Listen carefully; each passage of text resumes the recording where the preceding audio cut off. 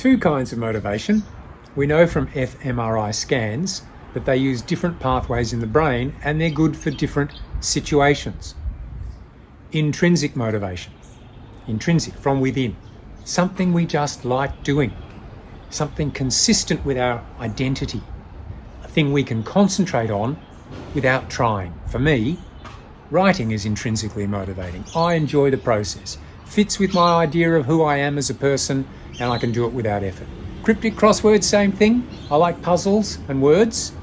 I also quite like weeding in the garden by hand. I like the resistance of the roots. I like the feel of soil around my fingers. Every weed I pull out cleanly, it's a little victory. It's not a chore for me. And I'm sure you've got things in your life that you just like doing. But the other kind of motivation is extrinsic motivation. External to you, doesn't come from within. Comes from a source outside of you. A financial incentive. Other people telling you what to do. Rules that you have to follow. So let's imagine that you have a behaviour you want to change. Actually, let's do that. Let's choose something that you want to alter in your life. Could be taking up regular exercise, cutting down on alcohol, eating to plan, spending more time with the family, learning a new language. If you have to pause the video to think about it, go right ahead. Now, you've got the thing you want to do. Which kind of motivation would you prefer? Would you like to be intrinsically motivated, comes from within, or would you like to be extrinsically motivated, comes from an external source?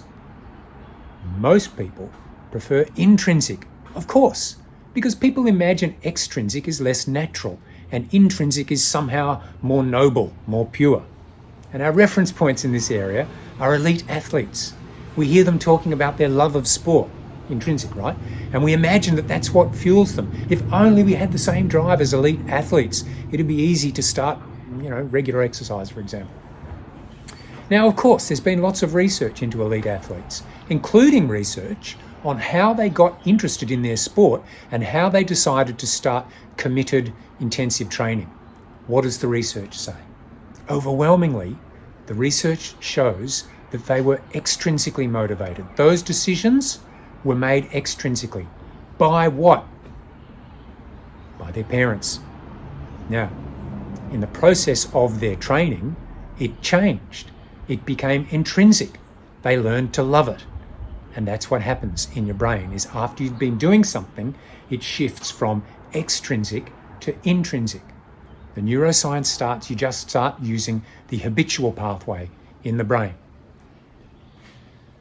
Once something becomes habitual, it's then not mentally challenging to do it. And this was my own experience around regular exercise. When I started doing it, I had to debate myself 3 times a week about whether or not I'd go running. And now I'm out the door without even thinking about it. The same thing will happen to you. When you do something regularly, it becomes intrinsically motivating. Research shows it doesn't matter what got you started in the first place. The brain actually forgets that you started off with an external shove. Intrinsic motivation is what you need. It's sustainable. I've been exercising regularly for 30 years. Long-term motivation, intrinsic is what you need. But intrinsic is lousy at getting you started. And you can't fool yourself into being intrinsically motivated. Your brain knows that you prefer to drink beer. It's only taking the actions that rewires the brain. And that's where you need extrinsic motivation. It gets you started. How do I know that you need an extrinsic source? Because if you were intrinsically motivated in this area, you'd already be doing it, and you're not. And that's not going to change. How you are inside is not going to change until you reprogram your brain by taking actions. So go get a coach. That works for some people. I do coaching also. Or stake some money on whether or not you're going to do the action. That seems to work for everyone.